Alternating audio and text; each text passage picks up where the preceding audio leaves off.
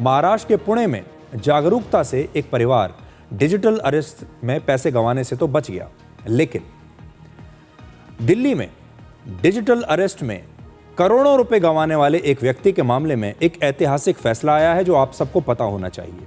Reserve bank of India ने digital arrest के एक मामले में पहली बार बैंकों को भी दोषी माना है और लगभग 1 करोड़ रुपए वापस लौटाने का आदेश दिया है।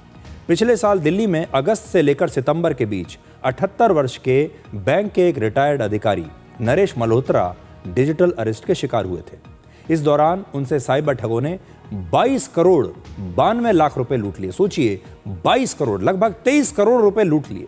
इसके बाद उन्होंने इस मामले में सुप्रीम कोर्ट में एक याचिका दायर की और आरबीआई में भी शिकायत की।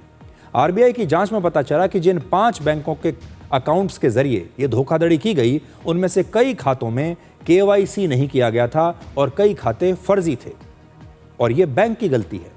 इसके बाद आरबीआई ने इन बैंकों को 1 करोड़ 31 लाख रुपए वापस विक्टिम को लौटाने का आदेश दिया।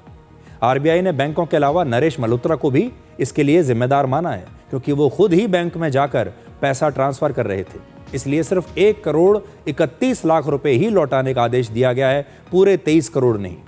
लेकिन डिजिटल अरेस्ट के पीड़ित नरेश मल्होत्रा अपना पूरा पैसा वापस चाहते हैं और वो भी ब्याज के साथ, और इसके लिए वो लंबी कानूनी लड़ाई लड़ रहे हैं। उनका कहना है कि जब आरबीआई ने बैंकों को दोषी माना है तो उन्हें पूरा पैसा मिलना चाहिए, यानी पूरे 23 करोड़ उन्हें वापस चाहिए। यह फैसला इसलिए खास है क्योंकि आमतौर पर डिजिटल अरेस्ट के मामलों में बैंकों की जिम्मेदारी तय करना बड़ा मुश्किल हो जाता है। बैंक अपना पल्ला झाड़ लेते हैं। हमारे देश में ज्यादातर डिजिटल अरेस्ट के मामलों में पीड़ित को ही दोषी माना जाता है और बैंक अक्सर कोई ना कोई बहाना बनाकर पैसा वापस करने से बच जाते हैं। लेकिन अब ऐसा नहीं होगा।